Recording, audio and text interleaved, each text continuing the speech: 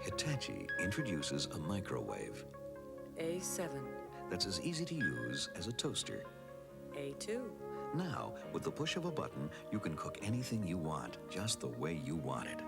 The new Hitachi microwave. It makes even a roast as easy as toast. A6. See it at Fuller Watson, 22390 Low Heat Highway, Maple Ridge. Quality and service for over 60 years. This is a Sears Tough to Beat story. It's about a car, maybe your car. It badly needed new tires, and sometimes just wouldn't start. Then the owner discovered Sears Tough to Beat prices, like Sears 55 battery, only $64.99, all available sizes.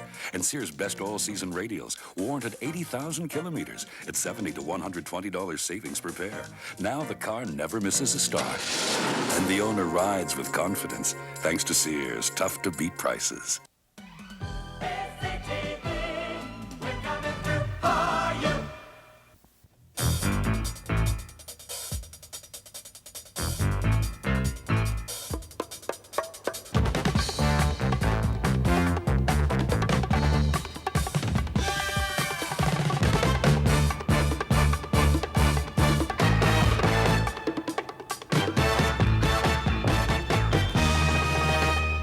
Good morning. With 200,000 people in British Columbia unemployed, including 20,000 woodworkers, and goodness knows how many other people in that industry, the biggest single issue today are the Indian Aboriginal land claims to forest lands in BC. But as far as Meares Island is concerned for the moment, the Indians and the others on their side are presently losing the battle. An injunction was refused to the Indians to prevent the logging of these famed trees in Meares Island. And MacMillan Bloedel won their injunction to prevent interference.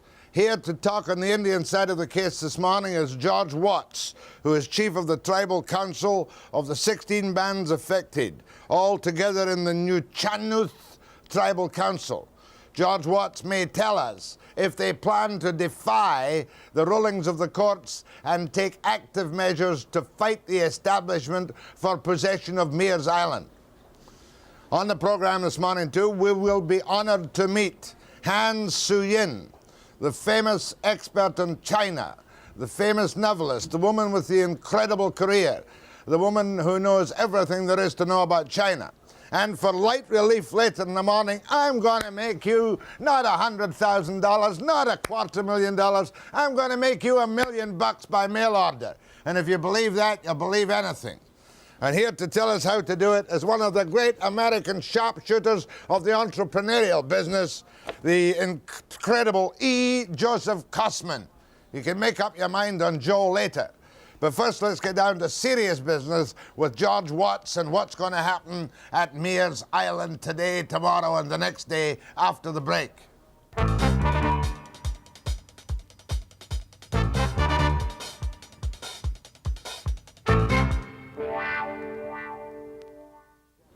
It is no exaggeration to say that all those in the forest industry in British Columbia, union men, non-union men, Jippo outfits, and big companies like MacMillan Bloedel, heaved a sigh of relief when a Supreme Court judge the other day refused the claim for Aboriginal title, asking for an injunction until the Aboriginal title was settled by the Nuu-Chah-Nulth Indian Band to prevent the logging of Meares Island.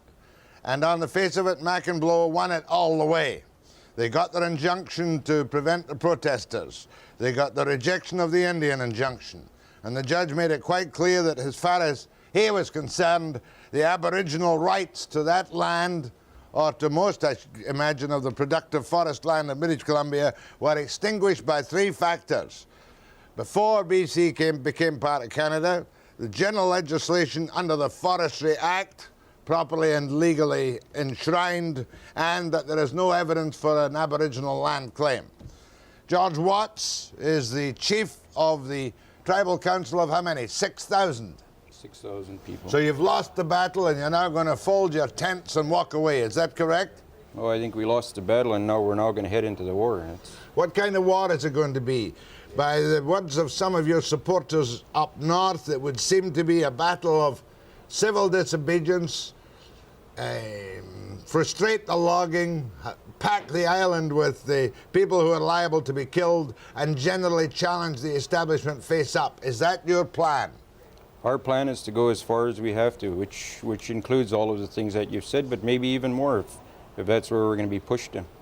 Think on that for a minute, George. Your plan is to go as far as you have to. Do you mean physical force against MacMillan Bloed's people? If that's where we get to, yes. You mean to say you will defy the law using force if necessary? Well, the term defy the law, what does that mean to Indian people?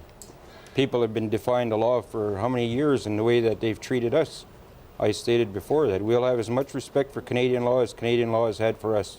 In other words, what the judge said the other day means nothing to you? Absolutely nothing, because we're talking about the survival of our people. And one judge just can't tell us that we're all of a sudden finished as a people. You're telling me right now that you won't necessarily take any more legal steps. You will stand in there. Will you occupy Meares Island? Absolutely. When? As soon as possible. And what do you think the establishment will be doing while you're doing that? Probably no different than they've done for the last 100 years. The establishment has fought us forever. I mean, so what? So you're looking forward to a physical battle? I'm not looking forward to it. It's there. Are you encouraging people to get in there and stop them from making the logging roads? No, what I'm doing is I'm listening to our people. I'm not encouraging them. They were encouraging me to take the hardline position. They said that you've been reasonable for long enough. We've been pushed around for long enough. Now it's time for us to do something. So I say to them, yes, if that's your position, I'll lead you into that position. You'll lead them into physical, active confrontation with MacMillan Bloedel on Meares Island? Whatever MacMillan Bloedel wants, we'll give it to them. No, don't reverse it. If you're going to fight a battle, at least be straight up about it. What do you plan to do? Sink the little boats? No, I think that if they come onto Meares Island, we plan to be there in their way. We had heard, and I think that you have to talk to Jack Monroe about it, but they said that as long as there were the possibility of people getting hurt on Meares Island, that they wouldn't participate as the IWA. So I think that what it comes down to eventually is whether or not the RCMP are going to try carry out the injunction. And you're going to challenge the injunction? Oh, absolutely, absolutely. What plans have you made to challenge the injunction? Have you got a force of people ready to move in now? Yeah, we've got a number of people who have already volunteered. In fact, they volunteered before the court case because I think they had a strong feeling about which way it was going to go. Are you talking only about members of your Indian bands? No, we're talking about a lot of people, non-Indian and Indian. So you're going to encourage people, will you encourage them to go up and sink spikes into the trees? No, that's never been our position, is to harm the trees. Have you any knowledge of those who have taken away the blaze marks and removed some of the signs that MacMillan Bloed's foresters have put up? I have the same knowledge that other people have got, that it's happened, and there's a small group of people have decided to go that far. But it's never been our position to damage the trees. It's totally opposed to what we believe in our religion. Well, let me get this quite clear now. You'll agree that the judge has said you can't interfere with logging preparations on Meares Island? Oh, you can't argue with what the judge said. He wrote it. That's what he said? Yeah, that's what he said. You'll agree that you have lost your bid for an injunction until you make your Aboriginal claim suit? No, I believe that today we're going to launch the appeal in the case. We've decided that you've got to fight the battle on all fronts, that you just can't do it on one. Why bother launching the appeal if you're going to physically harass and confront the MacMillan Bloed people? Why waste your time? Why not just occupy the island and start a little war? Well, I think that we're looking for support in Canadian society, and eventually they're going to say, well, if you didn't go the court route, then you weren't reasonable. And if you're not reasonable, then we can't support you. So we had to go the court route, and we'll continue to go the court route, you know, but we certainly don't have a lot of optimism when it comes to the court route. There's never been justice for Indian people in this country, so why should there all of a sudden start now? But as of now, MacMillan Bloed are prepared to go in and start the preparation for logging. Sure. So while you're waiting for the court route, you're going to face them physically and stop them? Absolutely. But it's more than that, Jack. Like, I mean, you're making it out like, you know, MacMillan Bloed and all these people are going to get jobs, and I think we should look at the truth of that situation with MacMillan Bloedel. What's happening is that Indian people are now going to carry the burden of mismanagement of the forests. You know and I know that these forests have been mismanaged for for 20, 30 years that there was a chance to manage these forests properly instead of just raping the valleys and leaving the mountainsides to be logged. Now MacMillan Bloedel is stuck in a position where some of the prime timber that's left is on Meares Island.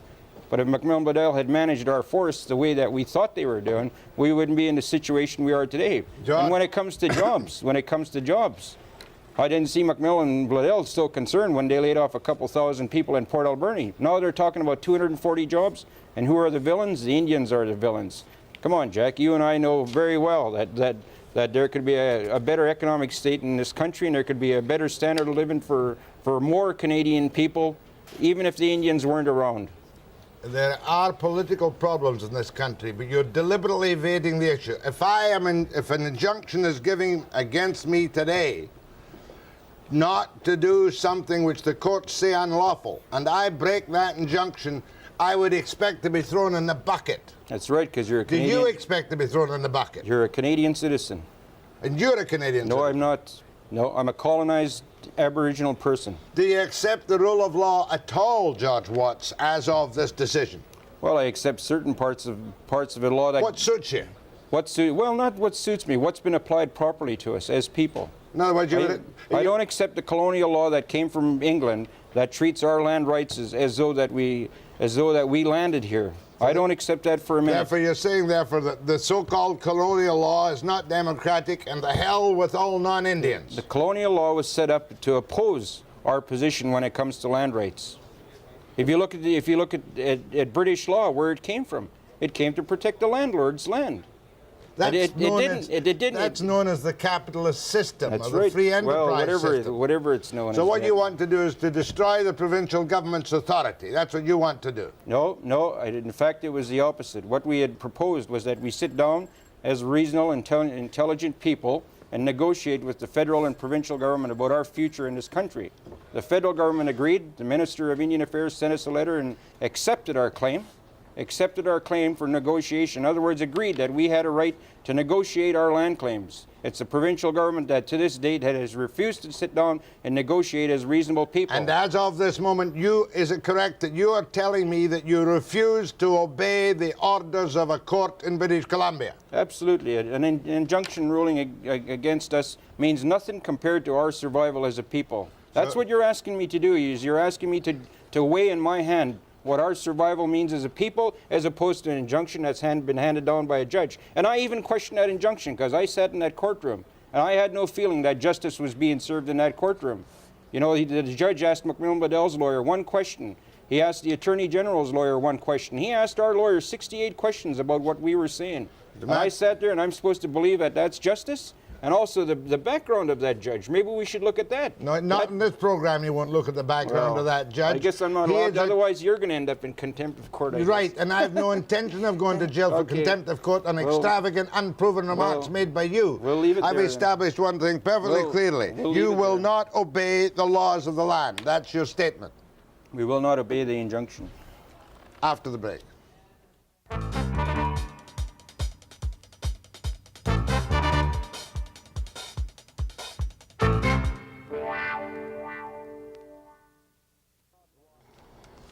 I've known George Watts, the chief of the Tribal Council of the Nuu-Chah-Nulth Indians, for some considerable years. And it would seem this morning, George, on the MacMillan Bloedel issue, the fact that you intend to defy the law, that you've moved about 20 paces to the revolutionary side. Is that correct? Oh, I think it's correct. Do you have any case at all? How many million acres of forest lands in British Columbia? Well, I don't know about British Columbia, but I know in our area there's approximately 8 million acres of land, of which we were so graciously given 16,000 acres for our reserve lands. Even on a per capita basis, we're entitled to 400,000 acres. And how much acreage per head do you feel you're entitled to? I think we're entitled to an acreage per head that's going to allow us to survive as a people. In other words, we have to have the economic base that is under our control, so that we can keep our villages going, and in turn our culture is going to survive. In fact, if I now interpret you properly, what you want is a separate Indian-controlled municipalities or areas entirely under your legislation, apart altogether from the government of the province of British Columbia. Yeah, we want Indian communities that have their power derived from a recognition that we are the Aboriginal people. We don't want the Department of Indian Affairs running our lives.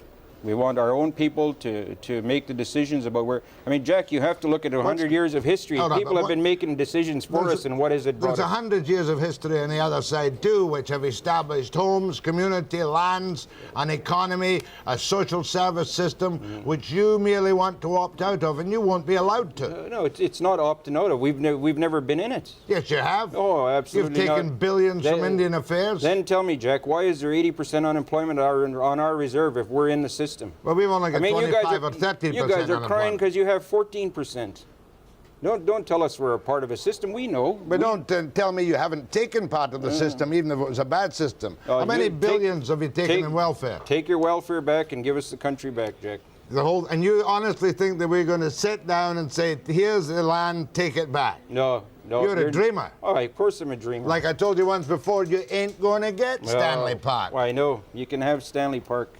And I Joe Matthias won't be happy, but you can have Stanley Park. And I doubt very much if you're going to get Meares Island either, if it comes to a question of economic survival of the province of British Columbia.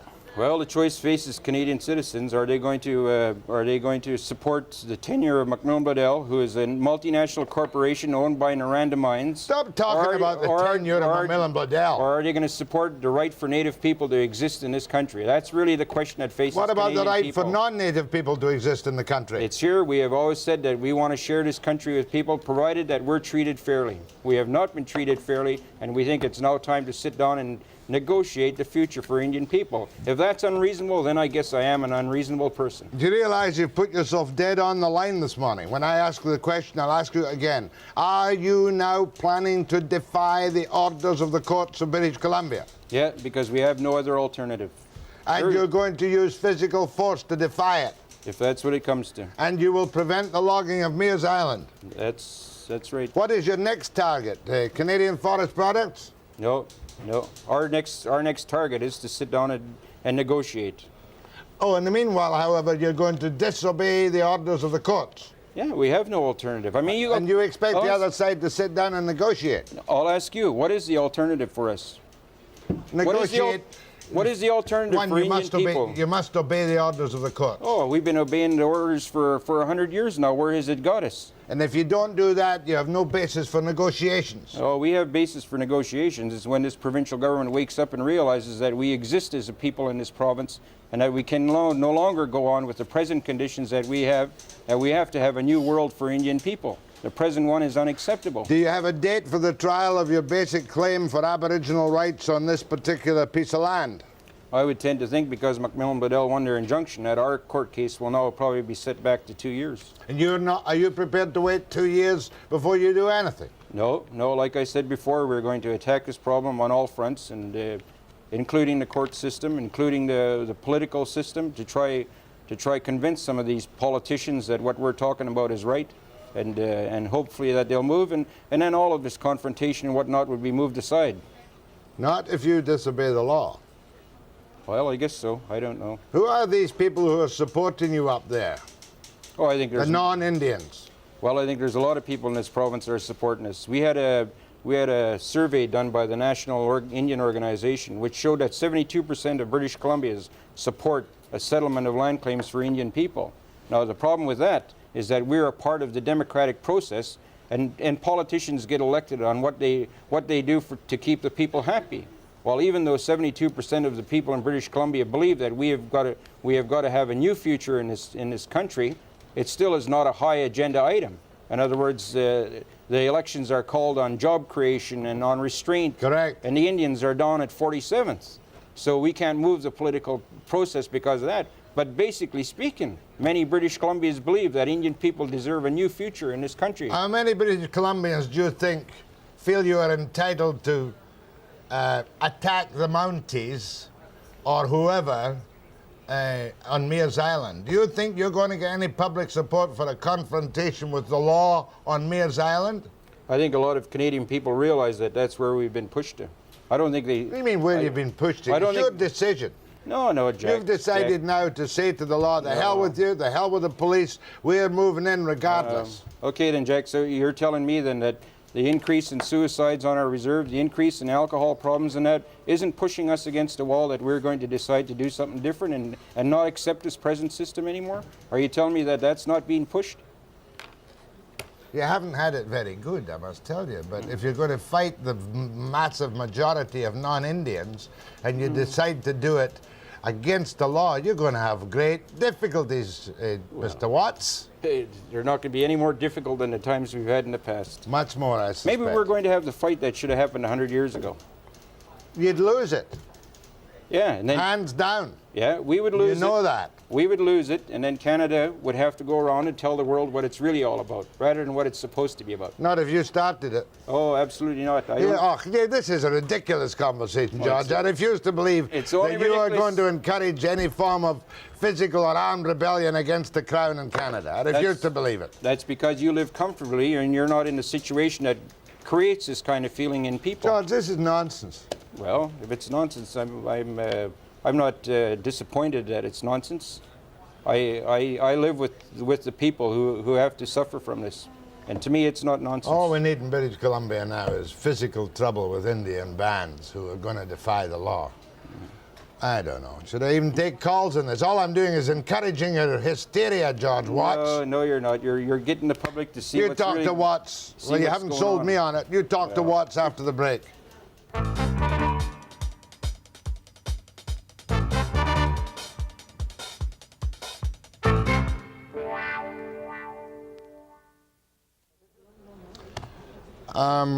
Does your tribal council support the attitude you've expressed in this program this morning about defying the law?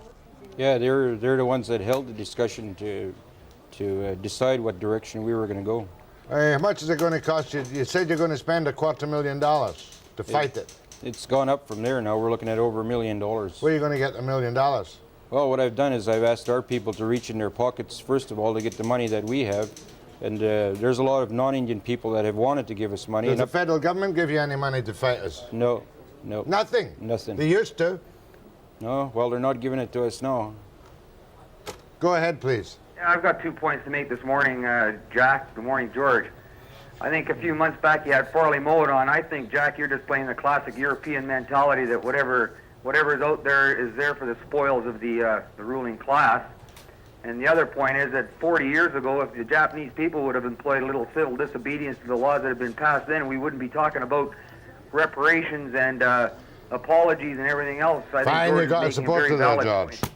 Yeah, that's a supporter. Go ahead, please. Didn't realize it was a head count. Go ahead, please. Good morning. Hey, George. I would like to say that I'm behind you 110%, and I would like to see you win. If you take note of Webster's tie, you'll see what colors he's flying. Red, white, and blue. Yeah. Matches my suit. Reds are, Jack. Come on. Thank you. It's tough to tell which flag is flying in our country nowadays. Go ahead, please. Morning. Yeah. You know, I just wanted to say, Jack, that it sounds like your guest is probably more racist than the colonial people that came and took the land from him in the first instance. That's all I want to say. Thank you. Do you want to say anything to that? Oh, sure. I think I've got a history of my relations with other people in this world.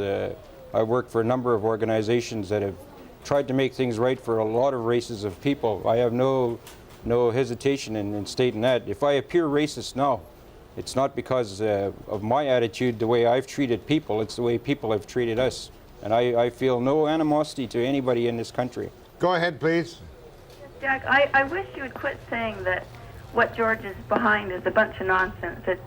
It's the most important thing probably that's going to lay claim to the rest of their lives. And I think you're making a very light subject out of something that's really very important. Not making the least bit of a light subject out of it this morning. I've been perfectly serious in my questions. Matter of fact, I said to George on the air, he's gone 20 paces to the extreme since the last time I spoke to him, didn't I? Yeah, and I told you that if I was unreasonable, that all I could do was tell you the truth about how I felt rather than come here and lie to you and pretend that didn't exist. It exists in my heart for me. Well, it exists, and that's the attitude of the 6,000 members of the tribal councils. We might as well have it out front and centre. Who knows, it might even influence Mr. Bennett if he can be found in Victoria. We don't know if he's back. Oh, yes, he's got a suntan. Well, I got my bomber jacket on today. What's your bomber jacket? Let's go. Go ahead, please. Hello? Yep. Yeah, I just wanted to relay to you that I think, George, that you would have Canadian support better behind you, rather than the fact of pursuing with the Aboriginal rights of the island. More so going, like what I hear up in the interior, is that these are the virgin forests of British Columbia, that they need to be protected in that way, as they were talking about the eighth wonder of the world, pursuing the... Are you the Indian chief from Campbell River? No, I am not. I'm from Cranbrook, BC. Oh, you beat me on that one. I thought I was going to be speaking to an Indian chief. Go ahead, please, from Muscogee Island. Hello, I think that the Indians are just getting a little too greedy. Hello? Yeah, carry on. I think they're getting a little too greedy, and I think that, you know, we've been paying millions upon millions of dollars for them, and I think that they should stop sometime, and they should make a living just like all of us other Canadians. Yeah, I accept that, and I think that's what we've been telling the government, is that we want an end to the welfare system of the Department of Indian Affairs, and we want independent, economically based communities for Indian people. We totally agree with you. Now help us get rid of the Department of Indian Affairs and allow us to live as human beings on this earth. That's one thing with which I happen to support you too. Get rid of the Indian Affairs, a colonial waste of money. Sure. But that's not the issue involved here. Well, Jack, I'll tell you, I come from a family. My father longshored for 51 years. He built his own house. He did everything on his own. Why is it that our Indian communities are where they are today? It's because a dependent system came in and overtook our communities. What we're saying is, let's go back and take the principles under which our communities existed before. We'll do everything on our own. We'll go back and do everything on our own if you guys will just leave us alone and give us the proper resource base that it takes for us to exist as a people. We're not asking for any handouts. You know perfectly well that we have what is regarded as a perfectly legal land tenure system, tree farm licenses properly granted under the law to these people so they can log and export and make jobs, don't we? What I learned long ago was that just because something's legal doesn't mean that it's just. True enough. Go ahead, please. George, you have my support wholly. It's very, afterthought is a great thing, and if they want to use afterthought, look at the mess they put the province in. It's all well and good to go in there and clear off the timber and destroy the darn place and then say, oh, but it was beautiful. Leave it beautiful now. Leave that little spot, by God, it's broken away from the mainland. It is an island. Let's keep something original. Well, all I have to say is that 25 years or 30 years from now, you tell me where you're going to be able to take your child and look at a cedar tree that's 20 feet across and is 1,500 years old. If they log it down, there aren't any left. And maybe people do believe that we shouldn't have those things. They shouldn't continue to live on. I don't know. I've stood next to that tree, and I certainly have some kind of a spiritual feeling about that tree, other than wanting to hack it into lumber. Go ahead, please. Hello. Yep. The courts have ruled in favor of, at present, in favor of the MacMillan Bloedel, and he wants to defy the law. How about if the courts had ruled the other way, and MacMillan and Bloedel had lost, and then they went in there and decided they were going to log into hell with the law? What would the Indian people say then? Well, I'll tell you, about the third day into the hearing for the injunction, we had already decided that we had lost. If I had had any sense of that there was justice being applied, and I would like to talk about the court case without referring to the judge. In the court case, there wasn't any evidence given whatsoever, that, including other than a statement from the MacMillan Bloedel lawyer. He said that there was going to be all these jobs lost, that there was going to be economic chaos, but there was no evidence given that that was going to happen. The judge wrote it into his judgment. Now, I thought that a judgment came from the evidence that was provided. And I would like to go back through those records and see where the evidence is that enables the judge to make that statement, because he said that the economy of the province was being questioned. Well, a judge isn't in the court, at least my understanding of the justice system, a judge isn't in the court to make economic statements. What he's supposed to do is deal with the fact of law. And there is no fact of law that shows, if an injunction was given on Meares Island, that the whole economy of this province was going to turn over. He said, I am satisfied in part that I can take the effect upon the public and upon the public business into account, right? Yeah. And I told you at the beginning that if the colour of rights had been given to one piece of properly granted land, investment in the BC logging and woods industry would go over the cliff and down the drain. It would seriously affect the economy, and you know that as well as I do. I totally disagree. I don't think the economy would be would be changed in this province for 1 minute. It's so bad now, nobody can make it much worse unless we give you all the land back again. Yeah. And that would sure kill it, wouldn't it? If they gave it all back to us, maybe everybody would be working. Or nobody working. After the break.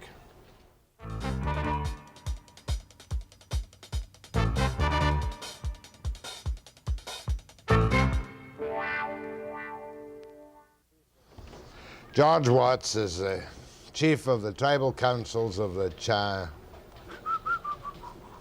Nuu-Chah-Nulth Indians, 6,000 of them. They are the spearhead of the fight against the logging of Meares Island.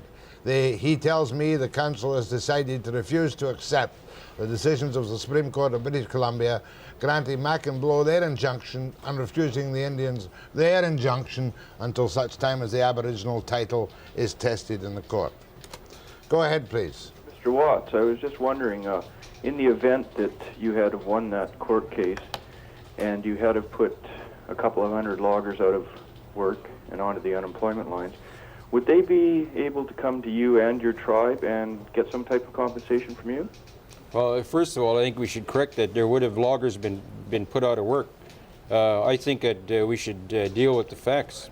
The loggers were put out of work long before the issue of Meares Island started to come to a head point. In fact, I think MacMillan Bloedel is planning to lay off some more people this coming summer from what we hear. You're not trying to tell me that jobs would not be created by the logging of Meares Island? No, what they would be is transferred. You have to remember, MacMillan Bloedel said themselves that what they were doing was trying to find a winter show. In other words, they were going to move loggers from one area into this winter show. To keep them employed. To keep them employed. And to keep the business going. To keep them and employed. And to help pay off the bank. Yep. And pay wages. And right now, properly. Right now, all those people who would have been going to Meares Island to log are still logging. Somewhere else. That's right. For the moment. That's right. But if the markets pick up, there'll be more jobs. I mean, you're being very specious, jobs. If the markets pick up, everybody will have jobs. But there's a lot bigger areas in this province to log other than Meares Island. That's a big myth that Meares Island is going to be the future economics for this whole province. It's not. Come on, it's a Jack. very small It's 8,000 acres. And they're going to log 2% of Meares Island. Yeah. 2%. They're not going to log anything. You say. I say, yeah. Go ahead, please, from Duncan. Yes, Mr. Webster, I'd like to speak to George and say that I admire his cause. However, I'm against anarchy. I think we have enough of that already with the Fabian socialists teaching our children violence in the schools, and that's all across the country. It's not here just in British Columbia. Okay, ma'am, she's against anarchy. Yeah. She's calling you an anarchist. Yeah. Well, I look at it as, the question of violence, because that's the term that's always used. Sure, maybe that's going to get violent there. But is that any more violent than people dying from alcoholism, or people committing suicide, or 18, 20 people living in a house, or people living on macaroni while this country lives in wealth? Is it any more violent than that? It depends on your perspective about what words mean. Not only Indians are taking to alcohol, committing suicide, or having a dreadful time in the economy. Not only Indians. So does that make it right, Jack? Because not only Indians are doing it? No, it makes it wrong for everybody. In the meanwhile, we have a system of laws. We have some kind of an economy, and the law has said, go ahead, and you say, the hell with you. Yeah. Go ahead from Atlan, BC. Yes, good morning, George. I would just like to say that I support your cause 100% as well. And I'm tired of money always being the big talker in this province. And if jobs mean raping our land, then our priorities as humans is way off base. Fair enough, ma'am. You don't want a job, you don't want a job. Isn't that right, George? No, Nobody has to work, do they? No, I think people want jobs, but it doesn't necessarily have to be according to the way things have gone in this province for the past, raping this country and trying to make a quick buck on it. Go ahead, please. George, I'd like to let you know that we support you, and we'd like to know where we could send our money for a defense fund for the tribal council. Well, gee, I don't know if Jack's gonna let me, but you can send in care of our tribal council at box 1383, Port Alberni. Postal code, I believe, is V9Y7M2. Thanks, George. Lots of luck. Okay, thank you very much. Is it deductible from income tax? Well, we're not a political party yet. You should be, though, shouldn't you? Yeah, we should be. You don't like the capitalist system at all, do you?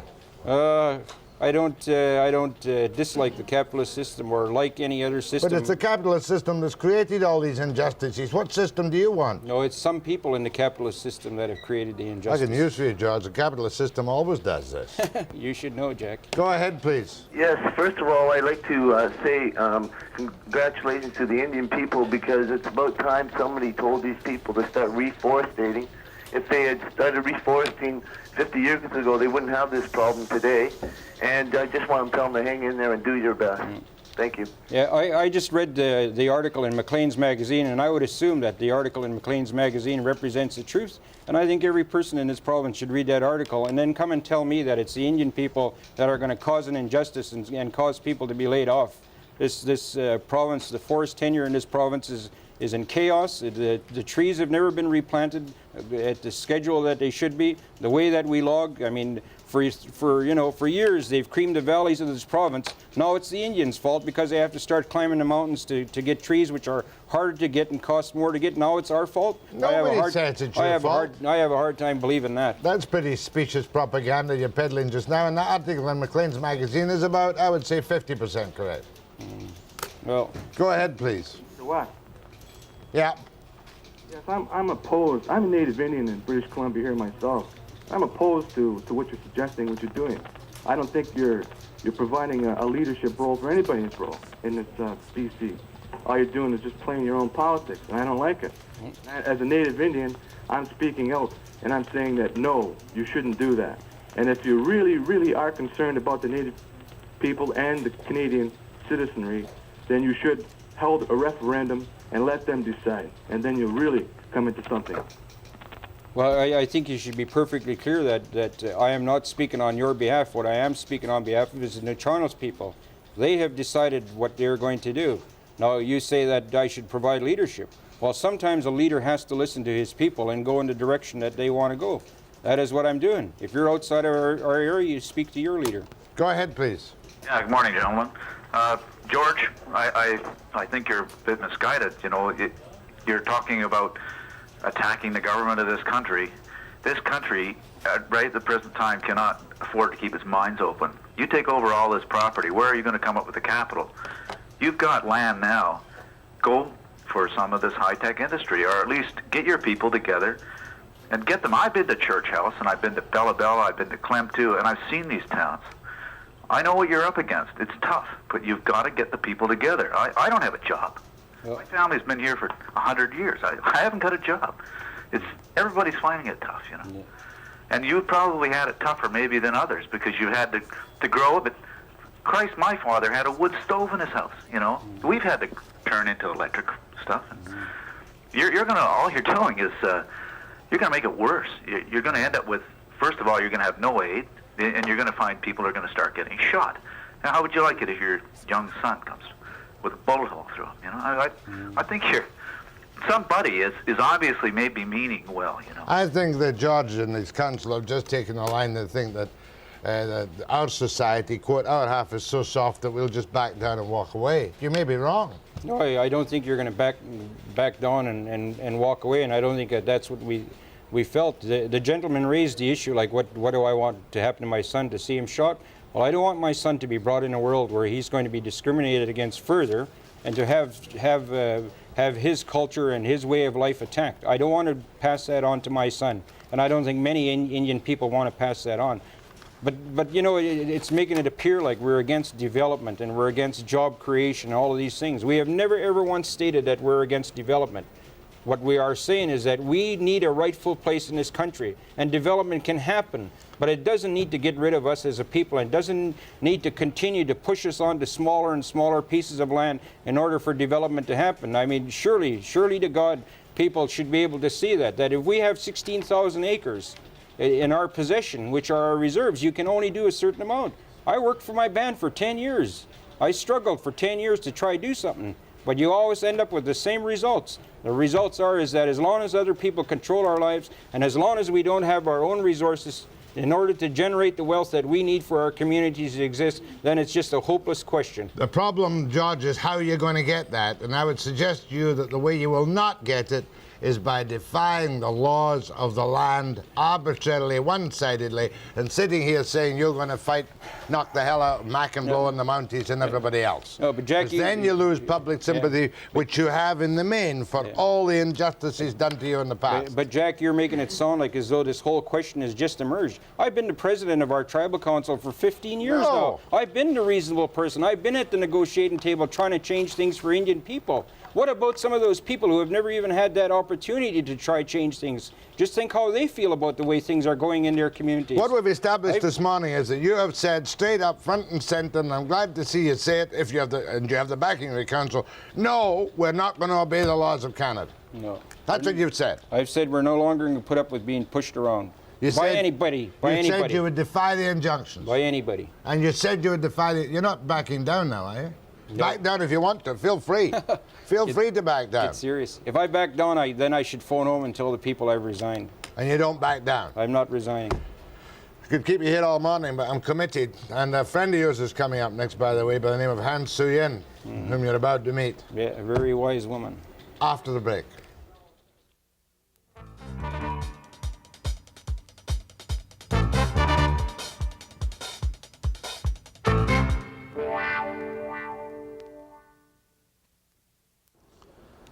I think I can safely say that Dr. Suyin is a legend in her own time.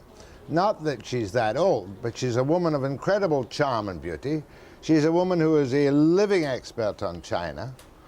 She has been involved in every aspect of China. Not an expert. She has written some wonderful books, the most famous of which was A Many Splendid Thing. Is that correct? Thank you, Jack, for having it right. Usually people say love is a many splendid thing. No. That was the film. Not that was the name of the movie. Yes. But A Many Splendid Thing. And she's here, of all things, because she's written another book called The Enchantress, breathtaking new novel.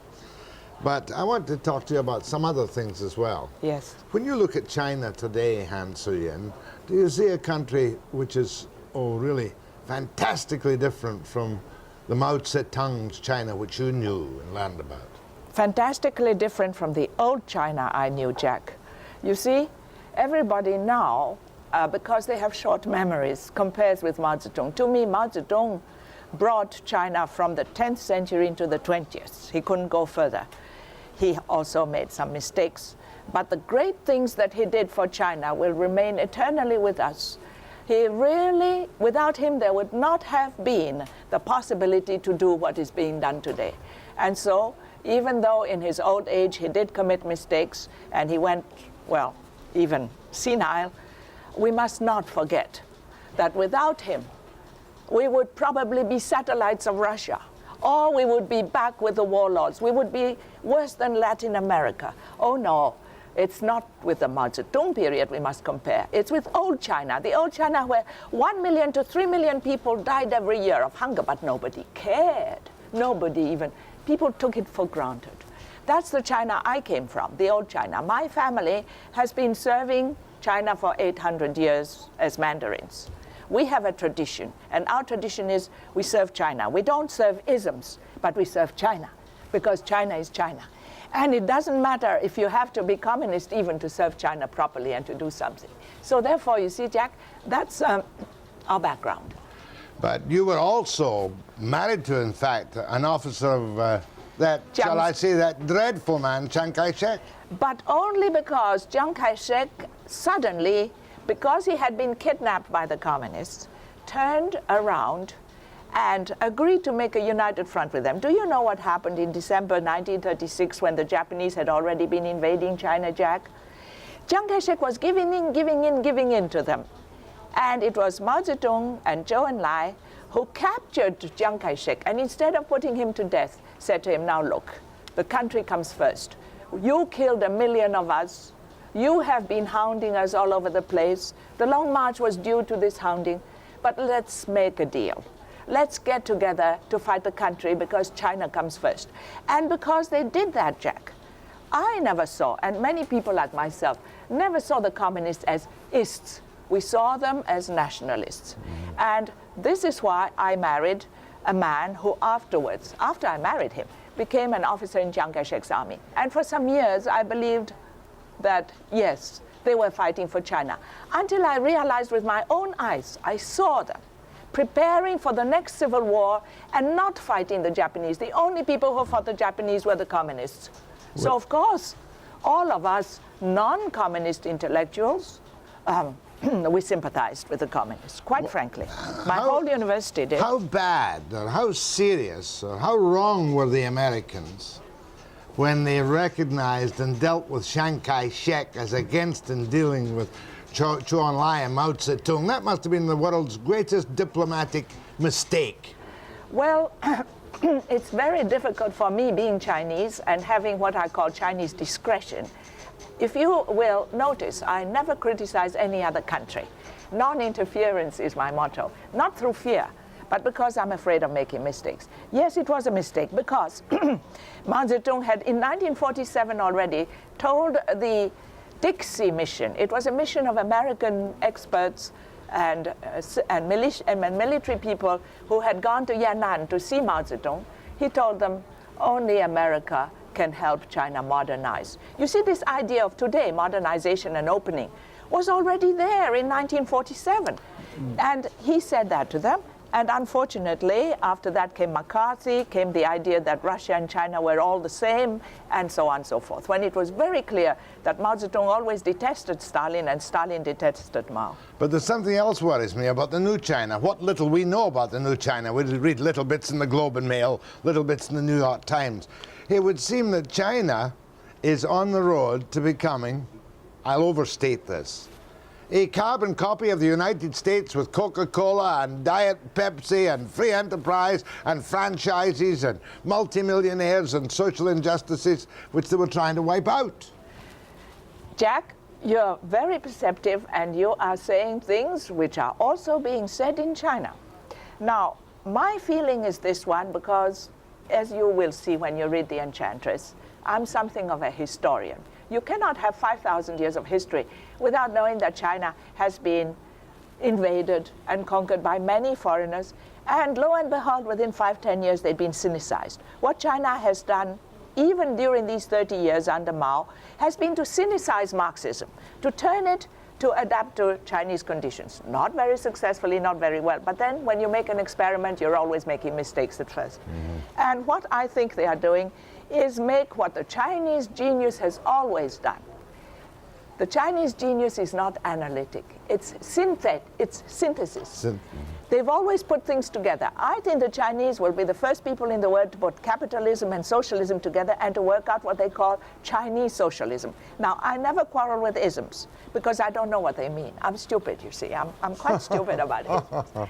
But I know that when Hong Kong was accepted as being two systems, one country, two systems, I said, there you are. China is going to do the same all over China. I suppose that is the highest shining example of Chinese pragmatism. And of British wisdom. I was very happy. I love the British. I'm sorry, perhaps this is not right in British Columbia to say it. No, it's quite allowed, I think, providing you say it in French. All right, I'll say it in French. J'aime beaucoup les Anglais. Yes, my French friends do not forgive me for perhaps sometimes preferring as my boyfriends English people too. Right. But let's leave that. But you love the British and you... I do. I love the British. I get on well with them. I've got a British sense of humor, deadpan, which doesn't work well on French television, no. But it works well on Chinese television. And I must say, what I felt there was that my dearest wish had come right, which was that the British, who have played a great part in world history, never mind imperialism and all that. I'm not, as I say, no isms. Never mind the slave trade. Never mind the opium wars. Never mind. Let us forgive and forget. But let us start on a new deal, okay? And let us accept that China has her own originality, her own creativity, her own way of looking at things. And the British have done it. And so they've made a very good deal for themselves with Hong Kong. I'm going to ask you to stay here forever after the break.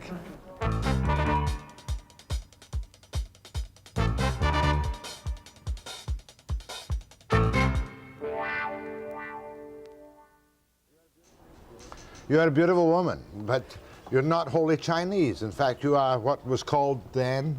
Eurasian. Belgian? No, we were called mixed blood, mongrels, half-caste, dirty yellow bellies. We were kicked around. Our fate, the fate of a Eurasian girl, was to be a prostitute. Ha! And you escaped it, obviously, but how did you escape? I didn't escape. I fought it. You fought it? That's different. Because your attitude towards the development of your life has been something you fight from within, not from outside, is that right? I fight from within, yes. I don't join groups or movements. I just say, well, I don't think so, and then I go ahead. What about what's his name? My favorite Chinese statesman, Deng Xiaoping. Deng Xiaoping. Oh, he's not a Eurasian. He's from my province of Sichuan. You see, I do identify emotionally with the Chinese, and the reason probably was that it was so highly unfashionable. When I was 12, 13 years old, we all had to pass. You know what the word pass means? It means becoming white. Oh, yes. Oh, God. Well, I went the other way, or tried to. So there you are. You were passing Chinese instead of passing white. I was trying to pass Chinese, yes. That must have been difficult then. It was difficult. And therefore, during the war, I went back to China. I was for 2 years in Belgium to study medicine, and I gave up my scholarship and went back to China and started as a midwife in my province of Sichuan. Now, Deng Xiaoping comes from Sichuan, Zhu De comes from Sichuan. Many of the great generals of China and the great poets came from my province. My province only has 100 million people. We are 1/10 of China. Only 100 million. It was a small province. 4 times the population of Canada. Maybe. Yeah. And what was very interesting was that I identified so much, probably because I was, during the war, instead of serving tea in teacups, to nice ladies and all that sort of thing, I went and became a midwife in the countryside. And so. And when you became a doctor, you became a free enterprise because they tried to run you out of town, did they not? Well, no, that was later. That was later. Yes, a lot of people do try to get rid of me in one way or another, but somehow I stick. But to come back to Deng Xiaoping, he is a typical Sichuan man, and he's immensely pragmatic. I'm told that when he was a young man, a young student who went to France, he was the only guy who, at the port, had everybody's luggage placed and identified with their names, and everybody standing by their luggage, the other students, I mean. Whereas, you see, everything else was in a confusion. And he also operated a small printing press, which, of course, at that time was illegal.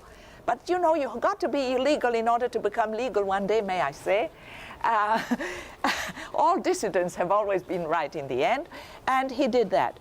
And he's always been the kind of person who thought, in a way, with both feet on the ground. Is that an old Chinese proverb? I'm going to use it. All dissidents have always been right in the end.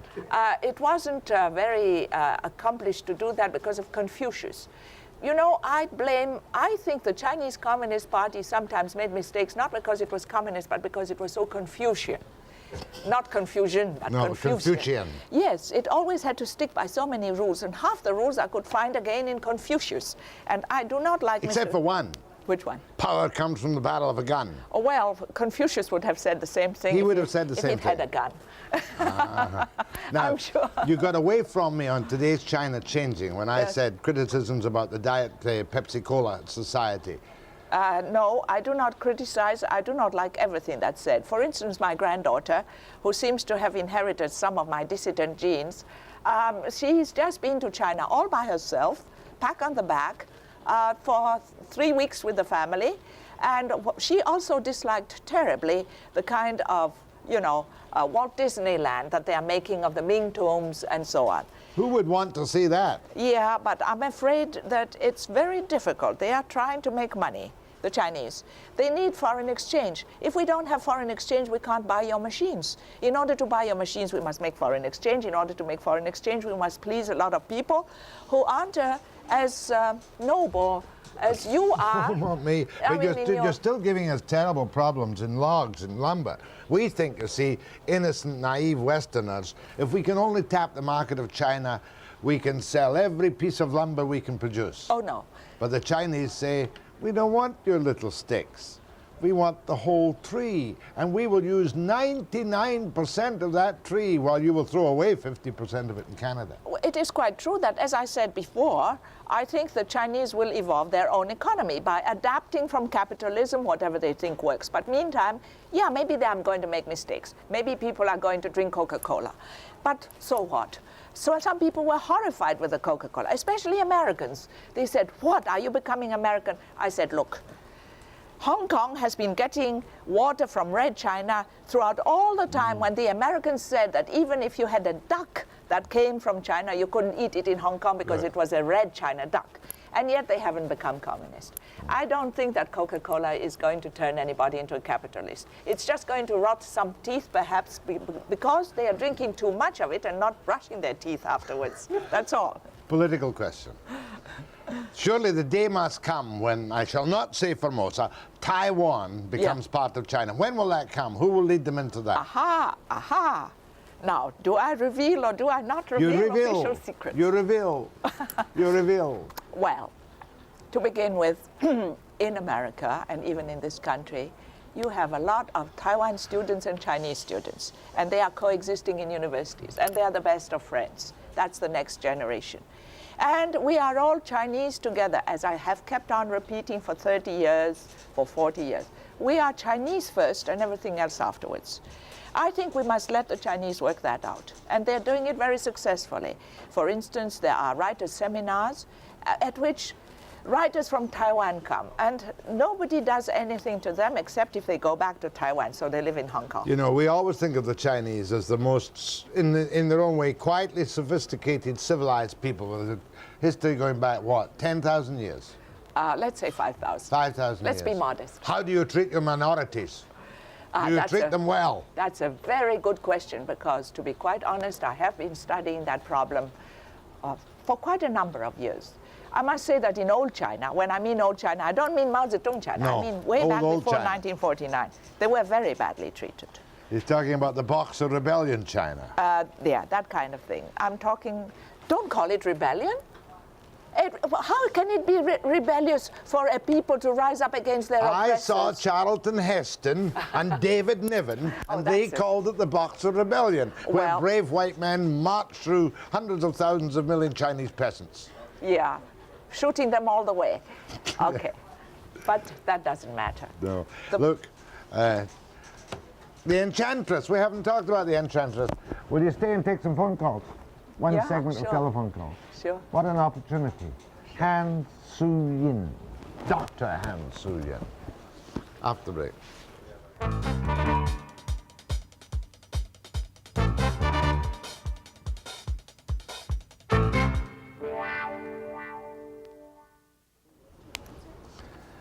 Hans Suyin is autographing the Enchantress this afternoon between 1 and 2 at Duthie's, and at Woodward's at Oak Ridge between 4 and 5. I have a strong suspicion you will be swamped. Well... Are you feeling strong and forthright today? Well, I'm quite accustomed to floods in Sichuan province. Okay. Oak Ridge Woodward's 4 to 5. Duthie's in downtown Vancouver this afternoon between 1 and 2. And we dealt with Formosa. I'm going to take some calls to you. Go ahead to Dr. Han Suyin. Hey, good morning, Jack. The scheduling of your two guests, the scheduling of the two guests was perfect. Why? Well, you had George Watts on first, and now you have Han Suyin. What a breath of fresh air, and to hear a voice of reason in this province. But she was saying, just one little quote from her when you were talking about the Chinese Revolution, and she was mentioning printing presses. She alluded, she said, for something to become legal, it has to be illegal at first. And I think what's happening with the Meares Island thing here in our Aboriginal peoples is exactly what she's alluding to. And she also said all dissidents turn out to be right in the end. Not all, really. I should say, let's say about 60%. Is that a good average? 65, well, 65. Let's use the Junior's quote. Oh, no truly loyal subject of the Chief Magistrate. Well, Jesus Christ was a dissident at his time. I thought for a moment you were swearing. And so was Mao Zedong. Go ahead from Alberni. Oh, yes. I'm glad to say that the previous caller stole my comments from me, and I would just like to comment on the wise remarks of Han Suyin, and I appreciate you having her on the show. And I'd like to just say again that I think she's absolutely right. That when there's a cause that you believe is just, you have to struggle for it, whether the legal system stands up for your rights or not. On either side. That's right. That's right. It applies. If there's a just struggle, you have to. You've got to fight. Go ahead, please. Morning. Morning. Han Suyin, I would like to tell you that of anybody that I've read, you have inspired me all through my life since I first read your books. That not only just from what you have taught us through the personal struggles that you went through. I know that whenever I hit a low point where I think that I can't get going again, I think, what would Han Suyin have done? That was your books, The Crippled Tree and The Birdless Summer, but also from such a deep understanding of China that I think you've contributed so much to anybody who's read your books. And those that haven't, I strongly urge them to read it, because you give such a tremendous depth of understanding of where China has come from and where it's trying to go to. I can't wait to read your next book. Thank you. Thank you. Thank you. My next book is 18th century, but it's very important from one point of view. It shows how China began to close up then. Mm-hmm. That's the nicest call I've had on the air in years, that last call from that woman. Go ahead, please. Hello? Yes. Jack, I've got a question for your... Hello? Your television sound is up, old boy. Hold on, please. Go ahead, please. I wanted to ask Dr. Han Suyin what she thinks of all the Hong Kong money that's coming into Canada and the United States to escape the communists when they could very well use that money over there. Yes, I know there is some money coming to Canada. I do not deny that there are some people who are frightened. For instance, there are some people in France who are frightened. And we know very well in Switzerland that 30 billion went out of France in 3 weeks when Mr. Mitterrand became the elected president of France. So what? That doesn't prove anything. What is real proof is that at the moment, the market in Hong Kong has gone up and up, the Hang Seng Index, which is the Dow Jones, and that many, many people are encouraged. Good. Go ahead, please. Good morning, Jack. Morning. Jack, I'm an old China Han. My wife's a third generation, and I'd like to thank Dr. Han for appearing. She's a beautiful person. Could I just ask her one question? Of course. We grew up together at the same time. I think you went to school in Shanghai, did you not? No. I went to Yanjing University, which was the snob university, but I paid for it, so I don't feel a snob. Good for you. May I compliment you, Dr. Han? It's a pleasure. My wife's a third generation from China, too. Thank you. Thank Good to hear you. One word, please, to the Chinese community here. Yes.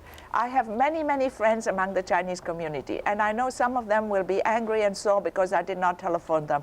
But I arrived very late last night, and I'm going this afternoon after signatures. So please forgive me, but I will come back and see just you next time.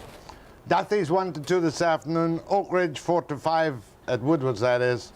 And my thanks to a very gracious, brilliant lady. Thanks to you, Jack. I'll be back with Joe Cossman. Poor Joe's been waiting all morning after the break.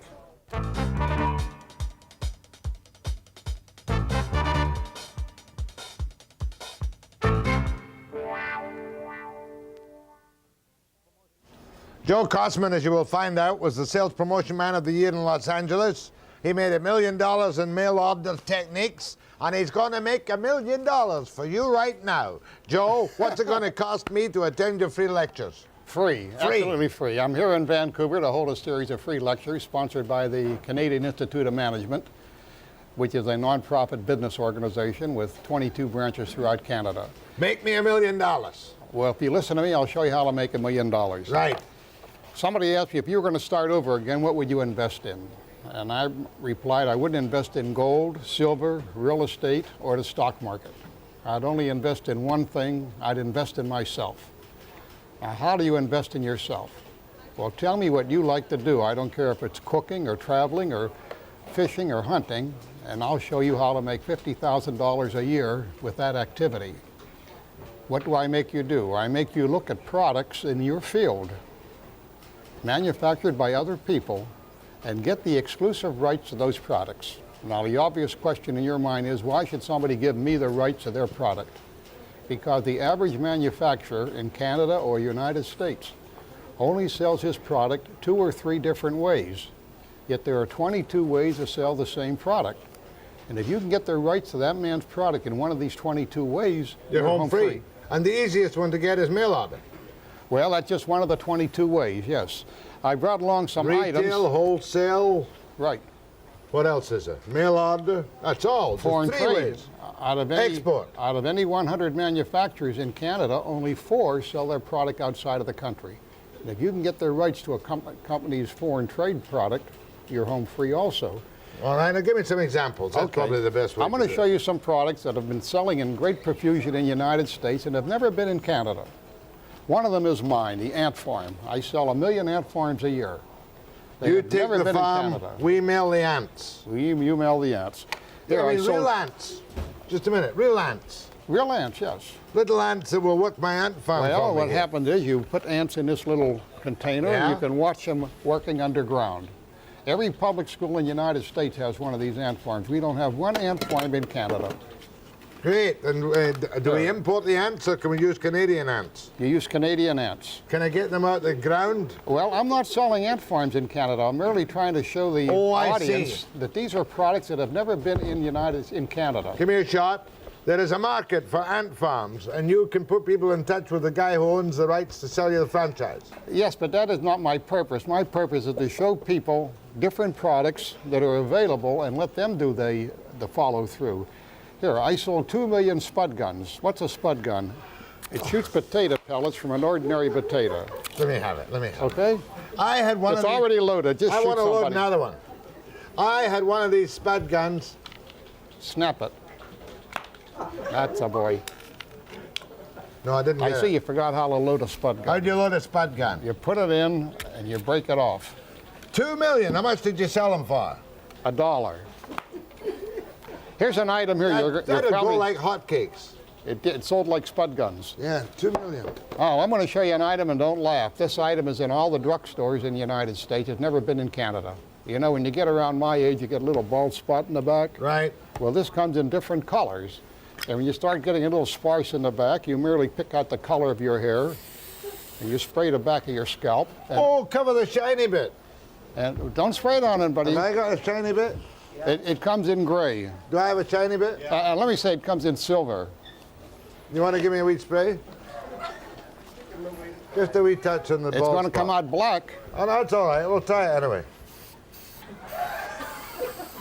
Great. It covers my bald spot. Well, that's good, that. How much does that retail for in the States? $2.98. $2.98. Yeah. You know, when you start realizing the benefits you can get from the Canadian government in making money like this, here is an index to all your programs for 1984. Over 5,000 programs free to the average Canadian. And in many cases, all a man has to do is make a call and get that book. Here, if you manufacture a product in Canada, your Canadian government comes out with a book like this, listing products from all over the world looking for Canadian distribution. Right. And in many cases, all it takes is a letter on your part to get the rights to that product. And I can see here, general agreement on tariffs and trade, all the information you want for importing and exporting. Right. Let's assume that you do get a product made over in France. What do you do with it? Your government puts out a directory like this showing all the trade representatives throughout the world, Canadian trade representatives who will knock on doors for you. In Hong Kong or anywhere else? Anywhere in the world. Here. Your government puts out books that are so incredible, we use them in the United States. Markets for Canadian exporters, Chicago and the Midwest. Now, it's just one part. This is to Mexico. Markets for Canadian exports to Mexico. My government puts out a newsletter that's not available to United States citizens, only available to Canadians. What is it? A commercial newsletter from the United States, free of charge, listing all American products that are looking for Canadian distribution. Yeah, here's one here I can see right off. The Lean Machine. Completely self-contained exercise unit. Insulated jackets keep keg beer cool without ice. Right. What I'm trying to convey to your viewing audience is that if you can get the rights to a product, and you never pay for the rights, if you have to pay for the rights, it's a ripoff. If you can get the rights to the product, Every time that product is sold anywhere in the world, part of the profit comes back to you. You said an important thing there. Never pay for the right to sell a product on somebody else's behalf. No, you never pay. You never pay. All you do is get that slip of paper saying you have the rights to that product. And do you buy it and retail it, or do you sell it on a commission basis? Yeah, well, let me give you an example. I've had 20 big winners in my lifetime. I call a winner any product that I sold 1 million or more of. Out of those 20 winners, I only made 2 of them. The other 18 I got from manufacturers. I found them in magazines like this. Taiwan Yellow Pages, all the latest products made in Taiwan, looking for Canadian distribution. Made in Europe, all the products made in Europe, looking for Canadian distribution. Hong Kong Enterprise, all the products made in Hong Kong, looking for... And all you've got to do is make a contact, put up maybe a little deposit, get your samples into the country? Right, and then find a company in Canada who's in that same line, and let them run with it. A good example, you've heard of Trivial Pursuit? Yes, yes. Okay. Anyone in Canada could have had the American rights to Trivial Pursuit when it first came out, because here were 2 boys who stumbled across a hot item and didn't know how to market it. Today, you couldn't buy the American rights for Trivial Pursuit for $20 million, because they are going to sell 15 million games this year in the United States, and the 2 boys make 15% commission on every game. Now, this, I must know what this is. Well, one of my students came to my lecture, and then he went to see Star Wars. Did you see Star Wars? Yeah, bits of it. You see the way they fought with the light beams? Mm-hmm. All right, well, after the movie, he went into a drugstore, and he bought a flashlight. He went into a hardware store, and he bought this tube that holds golf clubs. He glued the 2 together. He sold 500,000 laser swords and made $1 million. This boy is from Toronto, Canada. Just because he saw it in the movies, went out and copied it, cheap production. Right. Million. The point I'm trying to convey is that you can make... Hey, you're impressive, Joseph. This. What is this? One of my students had problems with his children drinking milk. So he just built a handle that's a straw. You put the milk in here and you can sip the milk through the cup. However, what happened is the item now is bigger in the medical field than with children, because people in bed are looking for a way of drinking liquid. And it comes up through the bottom side there, see? Right. I was in Canada 8 months ago. I went into one of your stores, and I saw this item just being introduced in Canada. There's 300 shoe shines in this little brush. That's great, isn't it? That's great. Let me show you what I'm talking about. 300 shoe shines. It was started in Canada. Look at it coming up now. You know, I just won $500 because I bet somebody that in 3 minutes you'd be shining my shoes. Hey, that's smashing. I've been looking for one of these for years. Now, they're just starting in the United States, but anybody could have had the rights to this for Joe, you're a gem. You're legit. You're 100%. Where are the meetings? The meetings are right here. Let me give one of them anyway. Sunday, February 3, Delta River Inn. Monday, Holiday Inn Harborside. It's all next week. This week or next week? Next week. Tuesday, Delta River Inn. Wednesday, Holiday Inn Harborside. Thursday, Holiday Inn Harborside. How are we doing for time? I'll take another 5 seconds. And they all start at 8 o'clock in the evening. 8 o'clock in the evening. And Delta River Inn and Holiday Harborside, Sunday through Thursday next week. Joe, you may have made me $1 million. That's a smashing thing. After the break.